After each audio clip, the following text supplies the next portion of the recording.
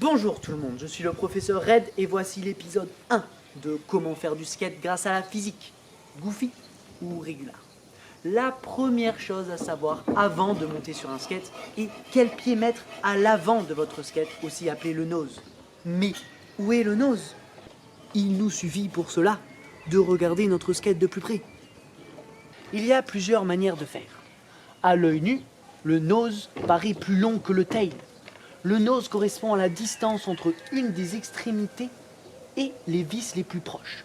Ainsi, en comparant les deux distances, on peut réaliser que la plus grande ici est la D1 et donc elle correspond au nose.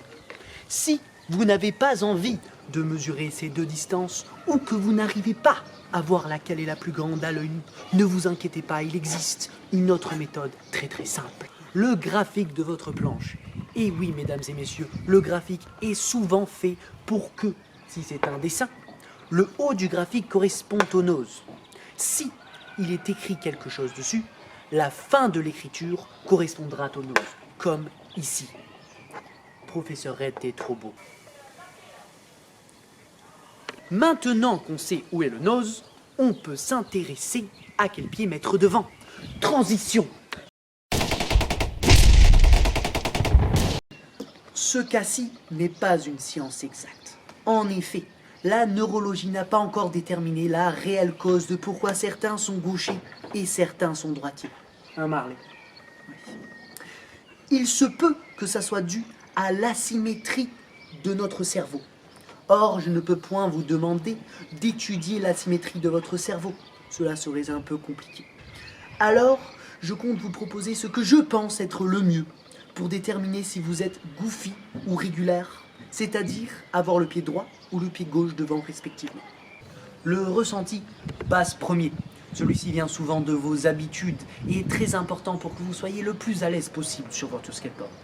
Vous devez donc essayer d'abord avec le pied droit devant, puis le pied gauche devant et regardez si vous avez une préférence. Si vous n'en avez pas, j'interviens. Je vous propose 2 petites expériences. Si vous êtes avec quelqu'un à qui vous faites confiance et qui ne vous déteste pas, demandez-lui de vous pousser dans le dos pendant que vous avez les yeux fermés. Si tout se passe bien, vous vous rattraperez avec votre pied moteur. Si par contre, vous êtes tout seul, enfilez des belles grandes chaussettes qui glissent, trouvez un parquet glissant et faites une méga glissade. Le pied que vous mettez en avant, ou le premier, devrait aussi être votre pied moteur. Ainsi, vous avez déterminé votre pied moteur. Or, la science nous dit que sur un skate, le pied qui travaille le plus est celui à l'arrière. En effet, il nous sert à pousser ou encore appuyer très fort sur le tail pour faire des tricks.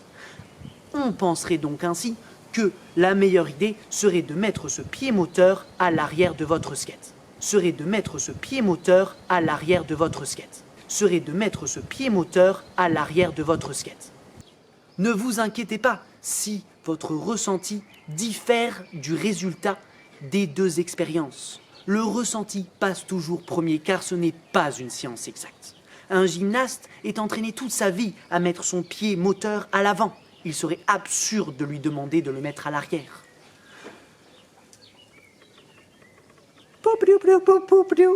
Vous êtes maintenant prêt à monter sur un skate.